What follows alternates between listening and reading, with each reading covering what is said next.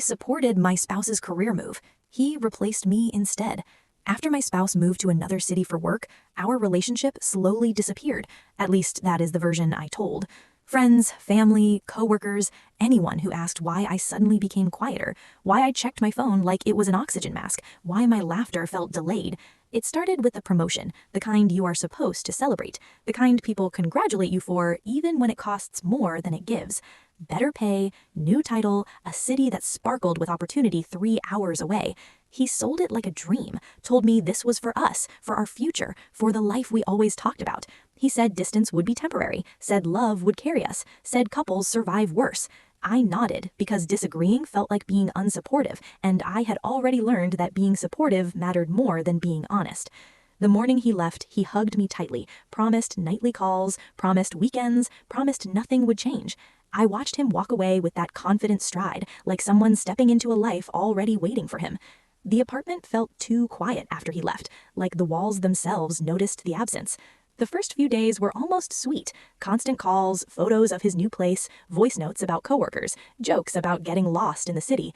I clung to those messages, reread them at night, convincing myself this was just an adjustment phase. The second week, the calls became shorter, not because he had nothing to say, but because he always seemed distracted, multitasking, answering emails, talking over me. By the third week, missed calls turned into missed nights, and apologies turned into explanations about meetings, deadlines, clients, stress. I started planning my evenings around his availability, sitting with dinner, growing cold, checking the clock, telling myself patience was love. Weekends became uncertain, tentative maybes that turned into last-minute cancellations. He always sounded irritated when I was disappointed, like my feelings were an inconvenience added to his already heavy workload. When he finally visited after nearly a month, it felt strange, like hosting someone familiar but distant. He hugged me, but his body was stiff. His eyes kept drifting to his phone, even in bed, even mid-conversation. Intimacy felt rushed, mechanical, like something he needed to complete before returning to what really mattered. When I asked him if everything was okay, he laughed lightly, said I was reading too much into things, said I needed to stop being so sensitive, said distance was making me paranoid. I apologized, even though the ache in my chest told me something was wrong. After he left again, the silence grew heavier. Calls every other day, then every few days, then texts instead of calls. Good morning messages stopped first, then good night ones. I tried to compensate, sent photos of my day, updates about work, reminders that I missed him. Sometimes he wouldn't reply for hours, then act surprised when I brought it up, saying I knew how busy he was, asking why I always made everything a problem. I started questioning myself, wondering if I was too needy, too emotional, too dependent. Loneliness became my background noise, a constant hum I learned to live with. I stopped mentioning things that upset me because they always turned into arguments where I ended up apologizing. He would sigh deeply, tell me he couldn't handle drama, tell me he needed peace after long days. Peace, apparently, meant my silence. I noticed small changes, the way he never shared details anymore, the way he avoided video calls, the way he would step outside to take phone calls, even when visiting home. Once during a call, I heard laughter in the background, a woman's laugh, light and unrestrained. When I asked who it was, he paused too long, then said, a coworker making a joke, said I was being ridiculous for even asking. That night, I couldn't sleep, my mind replaying the sound of that laugh, wondering why it felt so intimate. A few weeks later, during another rare visit, I found a receipt in his jacket. Pocket from a restaurant in his new city, dated on a weekend he claimed he was working late. 2 entrees, dessert wine. When I showed it to him, his expression hardened instantly, accused me of snooping, accused me of not trusting him, said if I kept this up, I would push him away. The irony didn't register to him at all. I cried, told him I was scared, told him I felt like I was losing him. He rolled his eyes, said long distance does this to people, said I needed to be stronger. I apologized again, because somewhere along the line, love had become something I begged for instead of something I received. After that, the gaslighting intensified. Anytime I expressed concern, he reframed it as insecurity. Anytime I questioned inconsistencies, he called me controlling. He started saying things like, you used to be fun, you used to trust me, you've changed. I believed him because believing him was easier than believing my marriage was unraveling. The calls, when they did happen, often ended with him criticizing my tone, my job, my lack of ambition compared to his new fast-paced life. He talked about new colleagues, new routines, new restaurants, but never about us. I felt like a placeholder, someone he checked in with out of habit. One night during a video call, I mentioned missing him and he snapped, said my constant need for reassurance was exhausting, said I was draining him emotionally. Something broke inside me then, but I stayed quiet, nodded, wiped my tears off camera. Days later, he forgot to call entirely, then texted the next morning like nothing happened. I told myself marriages go through phases, told myself love isn't always loud, told myself sacrifice hurts. But deep down, I knew this wasn't distance slowly eroding us. This was neglect, deliberate and precise. He had already started building a life where my absence didn't matter, and I was still standing in the ruins, calling it patience, unaware that this was only the beginning of what he would take from me. After that, something in me stayed alert, like a bruise you keep touching even though it hurts. The calls became rarer, but the accusations became frequent. If I missed a call, he would ask who I was with, why I didn't answer fast enough. If I went out with friends, he would make jokes about me enjoying my freedom too much. It confused me how someone so distant could suddenly become suspicious. I didn't realize then that guilt often disguises itself as control. One night he called late, clearly irritated, told me he might not come home for a while because things were intense at work, said I should get used to being independent. When I asked how long a while was, he snapped, said I was interrogating him, said he didn't owe me a schedule. I stayed quiet again, because pushing only made things worse. Weeks passed without a visit, then months. When he finally did come back, he felt different, sharper, colder, like someone who had practiced indifference. During dinner, he barely touched his food, complained about how small the apartment felt, how boring the town was, how stuck everyone here seemed. He compared everything to his new city, the energy, the people, the opportunities. I felt myself shrinking with every comparison. Later that night, I reached for him and he pulled away, said he was tired, said I was always demanding. Something in his tone made me feel ashamed for even wanting my husband. The next morning, while he showered, his phone lit up on the nightstand, a name I didn't recognize followed by a heart emoji. My chest tightened, my hands shook, but I didn't pick it up because part of me was terrified of confirmation. Instead, I asked him casually later who she was. He didn't hesitate, said a coworker going through a rough divorce, said I should stop reading into harmless things. When I said it made me uncomfortable, he laughed, told me I was acting crazy, said I needed therapy. That word stuck with me, crazy, like a brand he kept pressing into my skin until I started to believe it. After he left again, the dynamic shifted further. He stopped answering my calls entirely and insisted we text instead, said hearing my voice stressed him. When I expressed how hurt I was, he sent a long message explaining how emotionally draining I had become, how he felt suffocated, how my negativity made him dread talking to me. I reread that message over and over, wondering how love had turned into an accusation. I tried to fix myself, became quieter, more agreeable, stopped sharing feelings entirely, but the less I asked, the more he withdrew. One evening, I saw a photo tagged by someone else online. It was him at a rooftop bar in his city, arm around a woman, smiling the way he used to smile with me. When I confronted him, he exploded, said it was a team outing, said I embarrassed him by questioning him, said I was sabotaging his career with my paranoia. He didn't deny her existence, he just minimized it until I felt foolish for caring.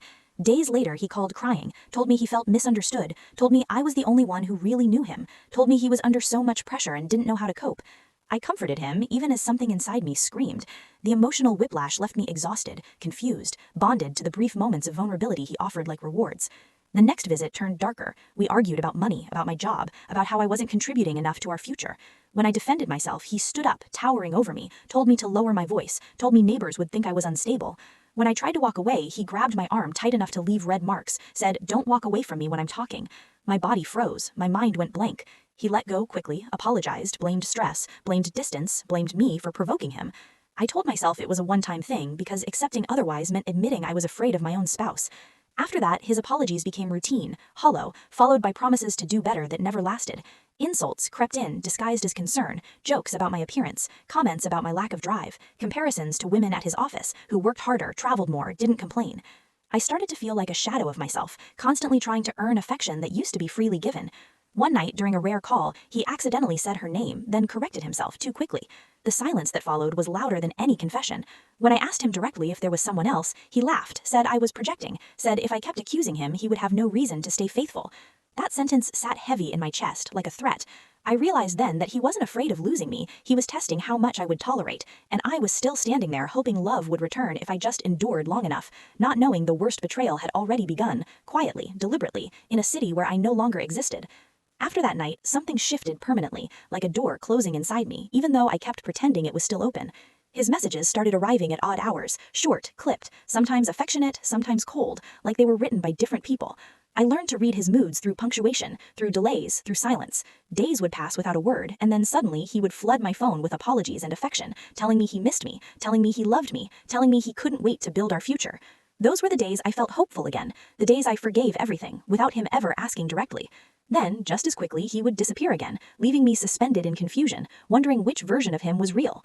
I started noticing money issues, unexplained charges, weekend hotel stays, rideshare receipts in his city at midnight.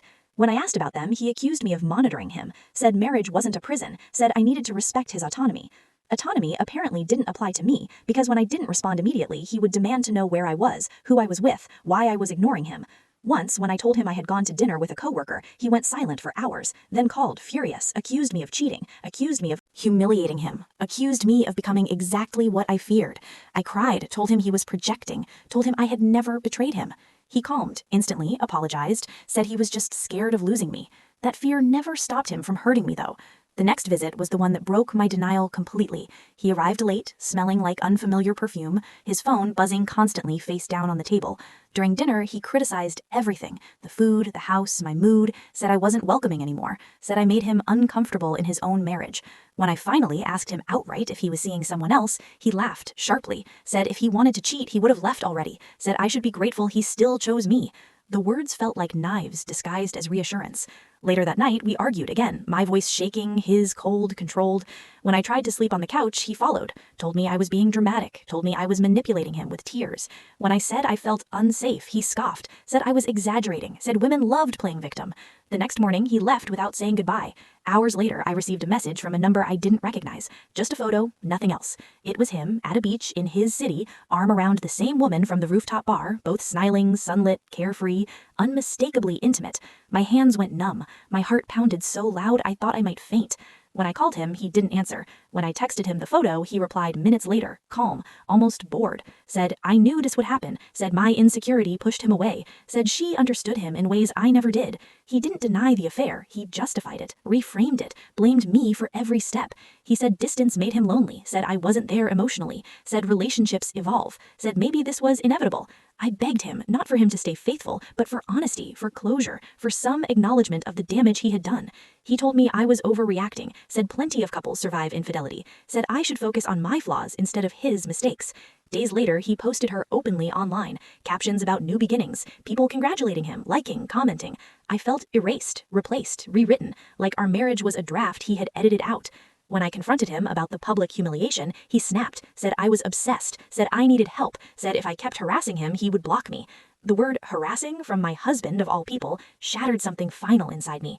Yet even then he would still call late at night when things with her got difficult, crying, telling me he felt lost, telling me I was the only one who really knew him. He used my history, my empathy, my love as a refuge while building a future with someone else. Every call left me emptier, more fragmented. I stopped recognizing myself, stopped sleeping, stopped eating properly. Friends started asking questions, noticing bruises on my arms, noticing the way I flinched when my phone rang. I lied for him, still protected him, still carried his shame as if it were mine, until one night during another call, he casually mentioned that she might be pregnant. He said it like an inconvenience, like a scheduling issue. My world went silent, my chest tightened, my vision blurred. When I asked if he was serious, he sighed, said I was making it about me again, said life happens, said I needed to be mature. In that moment, I realized he wasn't just cheating, he was rewriting reality, bending it until I was the villain in a story he authored, and I was standing in the wreckage, still trying to understand how love had turned into something that hollowed me out piece by piece. After he said that, something inside me finally stopped trying to make sense of him, not because the pain disappeared, but because clarity arrived quietly and without comfort. He didn't call for days after dropping that information like a grenade, then walking away. When he did reach out again, it wasn't to explain or apologize, it was to ask if I had transferred money from our joint account yet, because he was short this month and things were complicated. Complicated meant her rent, her doctor visits, her tears, her needs. I realized then that while I had been emotionally starving myself waiting for scraps of his attention, I had also been financially propping up the life he was building without me. When I questioned the withdrawals, he became furious, said I was selfish, said I didn't understand pressure, said everything he was doing was for the future. When I asked whose future, he replied ours, without hesitation, without irony. The manipulation was so casual it was almost impressive. I started pulling back quietly, stopped sending money, stopped answering immediately, stopped offering comfort. He noticed instantly, accused me of changing, accused me of punishing him, accused me of becoming cold. When I told him I needed space, he laughed, said space was the reason everything fell apart, said if I kept acting distant, he would file for divorce and make sure everyone knew why. The threat hung heavy because he knew how much I cared about my reputation, how carefully I had protected his image even as mine deteriorated. The next time he came home, the tension was thick from the moment he walked in. He searched the apartment like he expected to find someone else there, checked my phone openly, said trust went both ways. When I protested, he shoved the phone back into my chest hard enough to knock the air out of me, said don't act innocent, said I wasn't as loyal as I pretended. Fear crawled up my spine because his anger felt different, sharper, less controlled.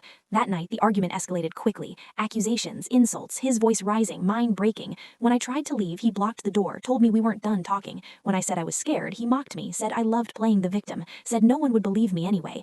The words landed heavier than his hands when he shoved me aside to grab his bag, leaving me crumpled against the wall, stunned, shaking. He texted an hour later apologizing, blaming stress, blaming fear, blaming me for pushing him to a breaking point.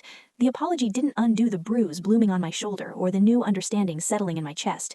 After that, his control tightened. He demanded constant updates, wanted to know where I was, who I talked to, what I posted online. He criticized my clothes, said I was seeking attention, said I was embarrassing him.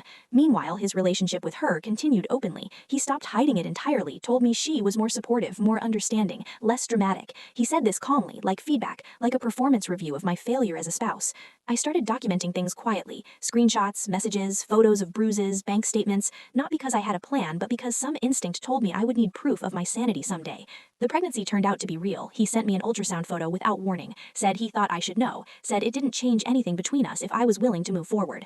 I stared at that image until my vision blurred, realizing he expected me to accept a future where I was the secondary option, the backup, the emotional safety net while he built a family elsewhere.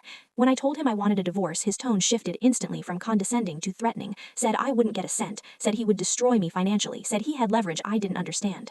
Days later, I found out what he meant when a woman from his office reached out anonymously, sent me messages, screenshots, timelines, confirming the affair had started before he ever moved cities, confirming the promotion was just the excuse. She told me he had been telling people we were already separated, that I was unstable, controlling, dangerous. The gaslighting suddenly made sense, the narrative he had been constructing brick by brick. I confronted him with the evidence, and he didn't deny it. He smiled, cold, through the phone, said, "See, that's why I had to be careful," said, "You always make things messy." That was the moment fear turned into resolve. Contacted a lawyer quietly, moved important documents out of the apartment, changed passwords, told only one trusted friend. I stopped engaging emotionally, stopped reacting, stopped feeding the chaos. He noticed immediately, accused me of scheming, accused me of betrayal, said I was turning into his enemy. The final visit was the most dangerous. He showed up unannounced, furious, demanded answers, demanded compliance. When I stood my ground, he raised his hand like he might strike me, then stopped himself, laughed, said, "See what you make me feel?" I didn't cry this time, didn't argue, didn't beg. I looked at him and saw not the man I married, but someone who had been hollow for a long time. When he left, he told me this wasn't over, that I would regret crossing him. I locked the door, slid down against it, and understood with terrifying clarity that surviving him would require more than distance. It would require exposing the truth he had worked so hard to bury. After he left that night, I didn't sleep at all. I sat on the floor with my back against the door, listening to every sound in the hallway, every passing car, every creak of the building, convinced he would come back, angry enough to finish what he started. By morning, fear had sharpened into something colder, more focused. I took the day off work, packed a small bag, gathered documents, marriage certificate, bank records, messages, screenshots, photos of bruises, timelines of withdrawals, everything that proved I wasn't imagining this. When my lawyer confirmed what I already suspected, that he had been draining joint funds for months, that the affair predated the move, that his threats were mostly bluster, I felt something close to relief for the first time in a year. He didn't know yet that his leverage was gone. He found out when the bank froze the joint account and his calls started flooding in, one after another, angry, panicked, accusing me of sabotage, accusing me of ruining his life. I didn't answer. The next message was calmer, almost pleading, telling me we could fix this, telling me he still loved me, telling me she meant nothing now that things were complicated. I stared at the screen and felt nothing but exhaustion. Later that evening, a knock came at my door, and my stomach dropped, because I knew without looking who it was. When I opened it, he was standing there, disheveled, eyes wild, voice trembling with rage held barely in check. He pushed past me without asking, demanded to know what I had done, said I had no right, said I was trying to trap him. When I told him to leave, he laughed, said this was still his home too, said I couldn't lock him out of his own life. The argument escalated quickly, his voice rising, his body too close, mine backed against the counter. When I said the word police, he froze for half a second, then lunged, grabbing my wrist, twisting hard enough to make me cry out. Something in me snapped. Not fear, not love, but instinct. I screamed louder than I ever had, hoping someone would hear, hoping someone would intervene. He released me instantly, stepping back, pale, realizing what he had just done. Sirens followed sooner than either of us expected because my neighbor had already called. He tried to spin it, even then, told the officers we were just arguing, told them I was unstable, emotional, confused. I handed them my phone, my evidence, my shaking wrist already swelling. They listened quietly, and for the first time in months, someone believed me. He left in handcuffs, shouting that I was ruining everything, that I would regret this, that I was destroying his child's future. The door closed behind them, and the silence that followed felt unreal, peaceful, terrifying. In the days that followed, the truth unraveled fast. Restraining order, court dates, whispered conversations. People who had congratulated him suddenly stopped calling. His employer launched an investigation when financial misconduct surfaced, when timelines didn't add up.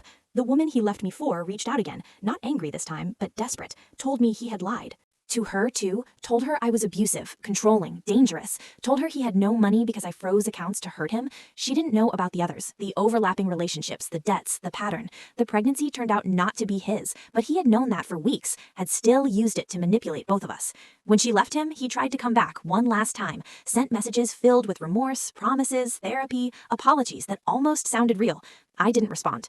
Court came and went, assets divided, evidence weighed, his charm useless against documentation. The final twist wasn't dramatic or violent. It was quiet and devastating. I learned through filings that the promotion that started everything wasn't even permanent, that the move was never about work at all. He had planned to leave long before he told me, had lined up housing, relationships, narratives. The distance didn't destroy our marriage, it revealed the truth of it.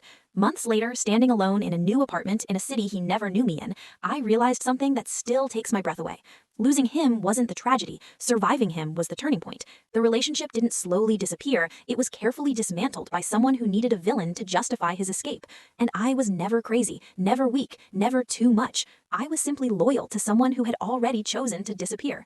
So tell me this, when a marriage dies slowly through distance, silence, and betrayal, is it really abandonment? Or is it just the moment you finally stop being useful to someone who was never planning to stay?